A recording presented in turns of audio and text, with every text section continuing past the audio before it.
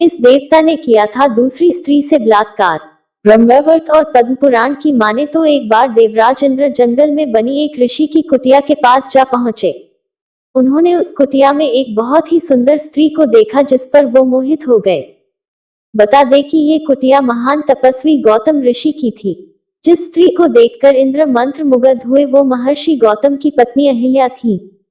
अहिल्या की सुंदरता इंद्र देव को बहुत ज्यादा भा गई। देवराज अहिल्या के साथ नजदीकियां बनाने की तरकीब सोचने लगे।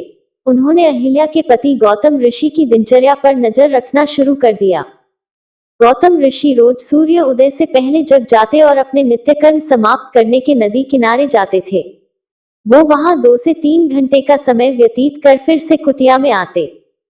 बस फिर क्या, देवराज इंद्र ने इसी मौके का फायदा उठाया और एक योजना बनाई। वहीं एक बार रात में जब गौतम ऋषि और अहिल्या निद्रा में थे तब कुछ समय बाद इंद्रदेव ने अपनी शक्ति से भोर कर दी थी। ऋषि को लगा कि सुबह होने वाली है। वो हर रोज की तरह उठ गए और रोज के काम करने के लिए निकल गए। तभी इंद्र ने ऋषि का रूप धारण कर अहिल्या से मीठी मीठी बातें की और उसके साथ नजदीकियां बनाई।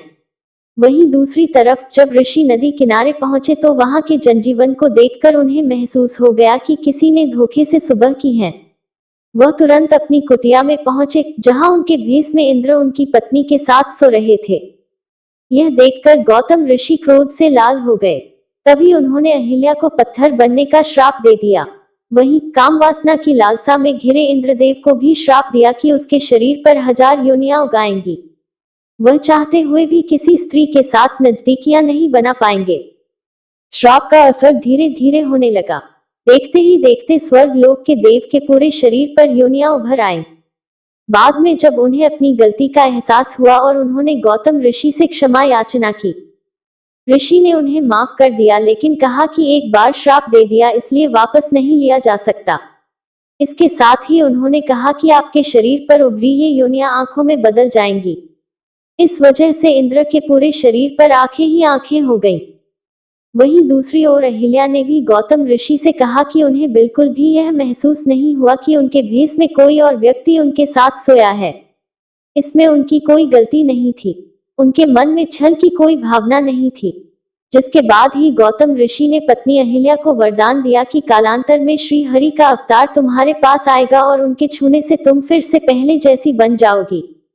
कई सालों बाद त्रेतायुग में प्रभु श्री राम ने विष्णु के 7वें अवतार के रूप में धरती पर जन्म लिया और उन्होंने ही बाद में अहिल्या को छूकर उन्हें श्राप से मुक्त किया। तो दोस्तों, कैसी लगी आपको हमारी आज की कहानी अच्छी लगी तो वीडियो को लाइक कर दीजिए और ज्यादा से ज्यादा लोगों में शेयर करें। अगर आप हमारे चैनल पर पहली बार आए हैं तो चैनल को सब्सक्राइब कर लीजिए क्योंकि हम अपने चैनल पर ऐसी ही कहानियां लेकर आते रहते हैं। मिलते हैं फिर एक कहानी के